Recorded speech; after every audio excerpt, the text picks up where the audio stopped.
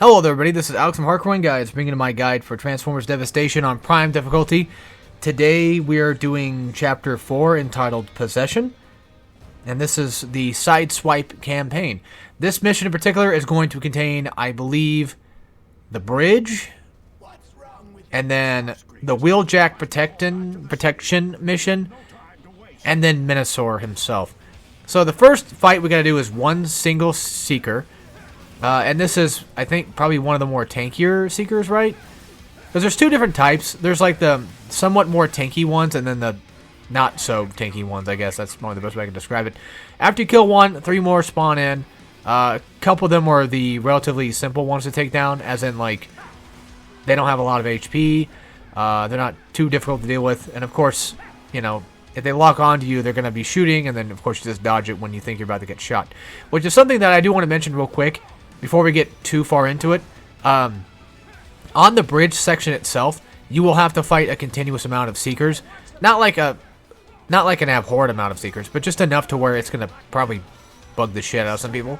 So I do want to say fair warning that if you are, when you get to the bridge section itself, I would suggest taking out the Seekers either first, or if you're careful enough, you could always keep them around and dodge their stuff. Because, again, you know, they have that lock-on thing that shows up that basically tells you, like, hey, you're about to get shot. So that's kind of a relatively decent indicator of, yeah, it's time to dodge. But basically, all I'm trying to say is, like, if you want to take those guys out first, I'd recommend it, because I didn't do that, and I didn't do it because they were just so far away. I didn't want to deal with them, and they were getting annoying. Shield enemies, don't worry about them unless they're, like, right next to you. Just kind of keep them at bay. Don't worry about them too much. If they're across the bridge on a different part of it, that's not, you know, because the bridge is destroyed, so there's like different parts of it. So if they're on that other part of the bridge, don't worry about them. Just don't go for them. This guy I went for because, well, why not? He's just standing there. He was pissing me off. You know, but other than that, you know, ground soldiers, big giant ground soldiers are going to appear quite often, and they're going to be the main problem you're going to have to deal with. But of course, you know, since I didn't take out the Seeker itself, I have to deal with him in the background just randomly shooting at me sometimes. And, you know, again, if you're relatively good at it, you can always just dodge and get that free witch time from it. But that's completely up to you. I recommend taking out the Seekers as soon as you possibly can, just because they're just going to be flying around getting annoying. Also, another pro tip is you can technically knock enemies off the bridge, at least in this section particularly. But sometimes it's kind of hard to do it, and Seekers cannot be killed by getting knocked out of the bridge, I don't think, because they can fly.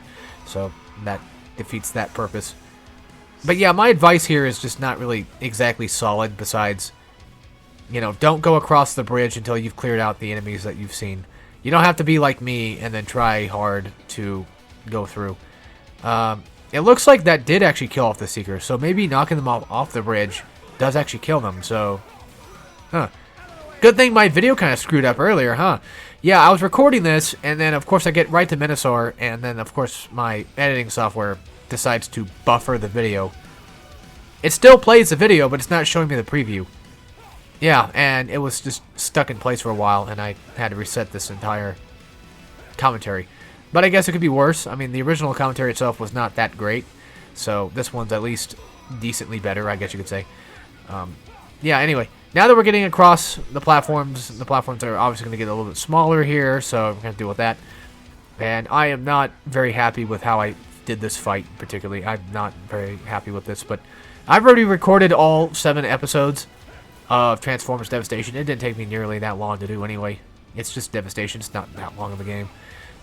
So, I did finish all of them, and I'm going to finish it. I'm going to get this stuff done. And then once we come back from break, we'll probably do a bit more Transformers content, just a bit more often. That's the plan, but we'll see. But yeah, for these guys, the problem with this part of the bridge is, like, you can definitely see that it doesn't allow me to knock them off fairly often, and that's just an unfortunate part of it.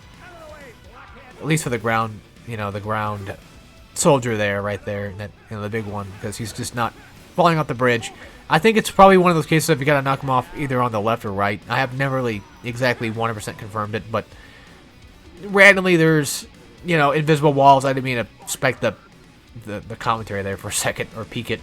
But yeah, randomly there's invisible walls here and there. You just gotta know where they're at, I guess, and go from there. But either way, the option is still available, is what I'm trying to say. And it seems like you can even do the same thing to Seekers, at least in their normal, non-transformed form. So, keep that in mind. It could be relatively valuable information, I guess. Yeah, right here, I could have probably got them knocked off, but, you know, that didn't happen. So, the best way to knock them off is to get an uppercut attack like this, and then do the follow-up attack that comes with it. So, if you can get that to launch in, then there you go. Also, I'm pretty sure vehicle attacks are based on whatever attack combos you were doing, so they're usually kind of tied to whatever specific ordeal you were going for. Usually, if you knock an enemy away, you'll probably end up doing the follow-up attack that you see for the vehicle attacks. So there's that.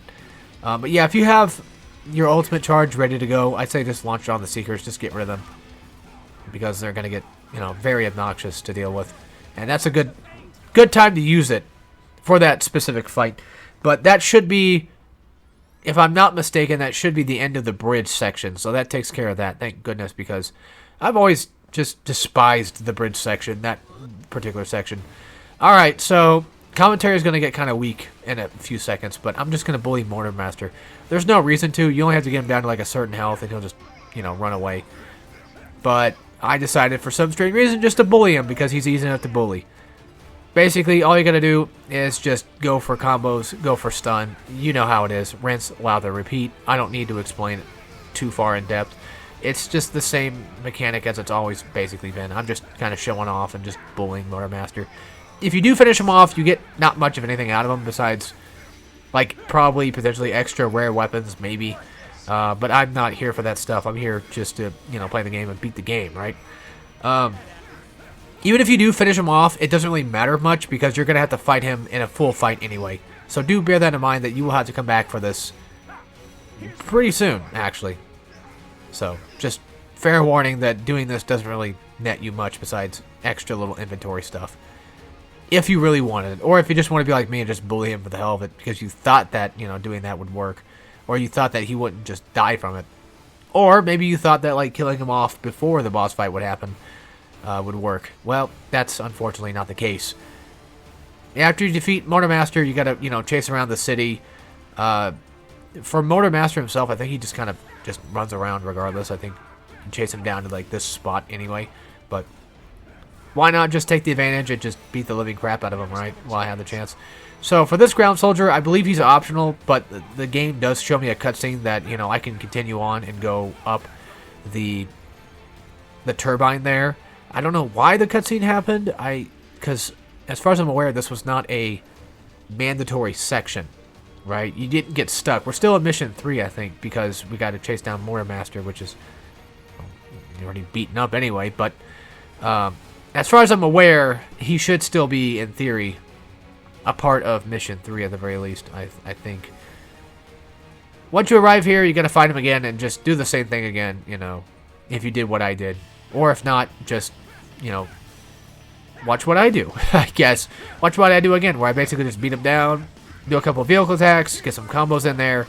The uppercut vehicle attack into the dashing vehicle attack for, you know, Bumblebee and Sideswipe is, in my opinion, definitely one of the best vehicle attacks in the game for sure, because I mean, well, granted, these two are like the only ones that I think that have double vehicle attacks, except for I think Grimlock has a couple, but they're very specific.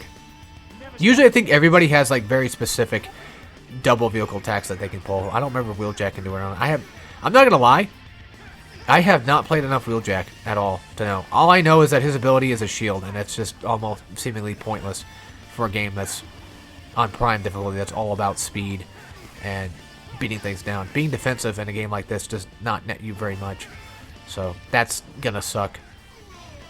Honestly, you're better off just dodging, you know, so you probably won't see me use the shield very often for that playthrough. Just fair warning. Grimlock's a little bit weirder too, but he might be an interesting one. He might be a pretty slow one to get through, though. Definitely not going to be one of the faster ones to play, but I do feel as if his playthrough will be a little bit more enticing, a little bit more different than usual, which, hey, you know, we kind of need that at this point. You know, we've done 3 guides of this already, and not much has changed. The only thing that's really changed, truly, was obviously the first guide, it being the first guide.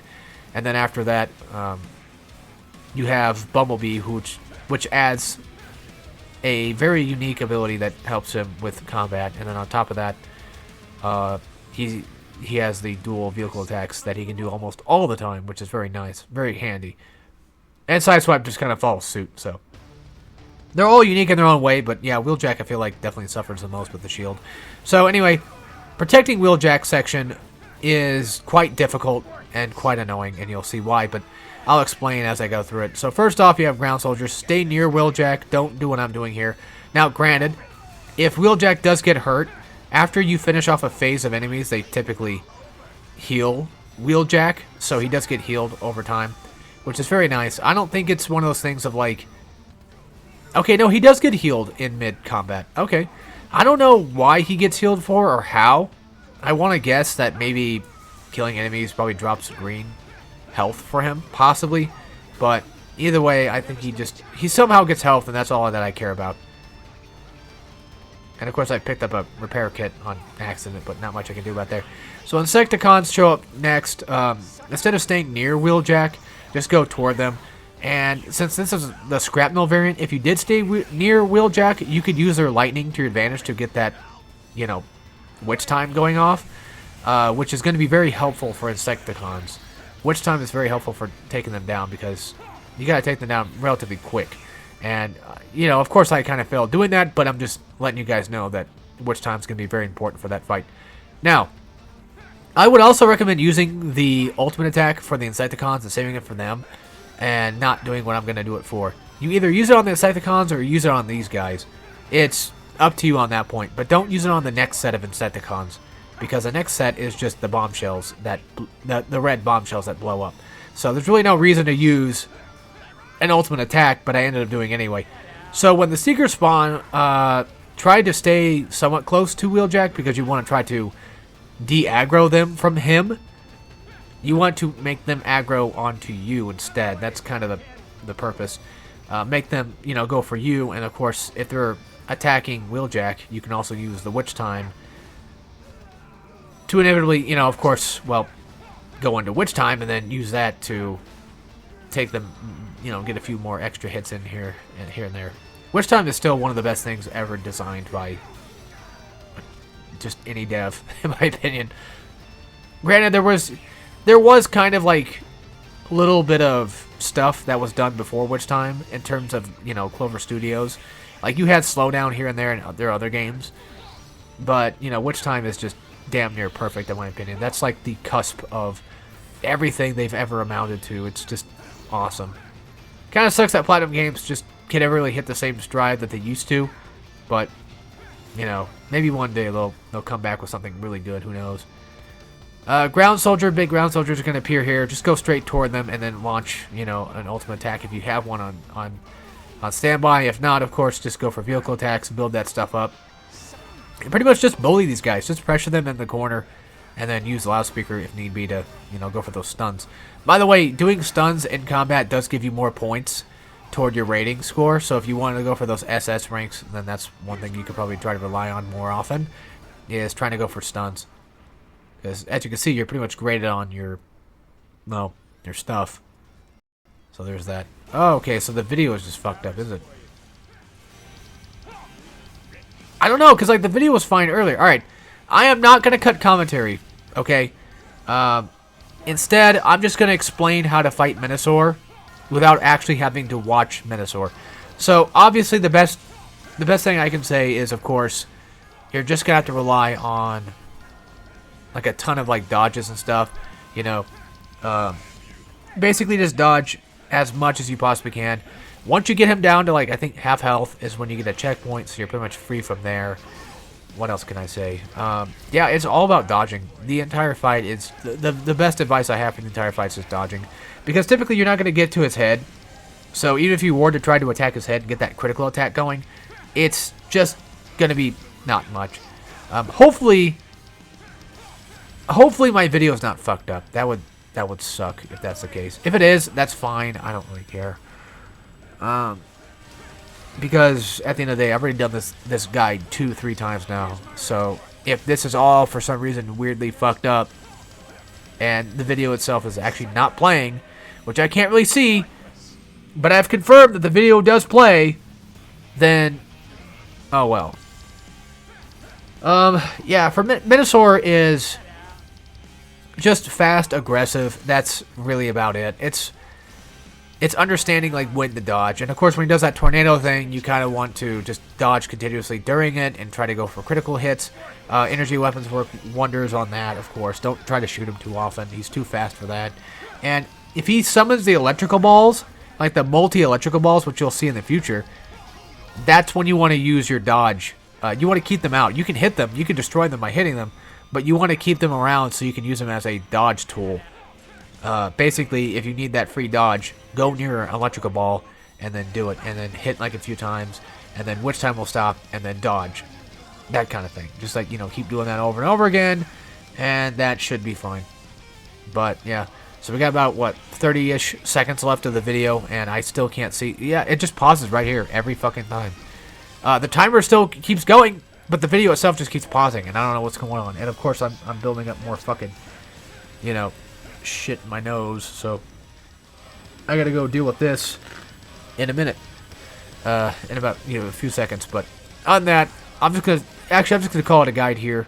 So sorry about this being kind of weird, but it happens. I'm not redoing a whole nother fucking video again for this.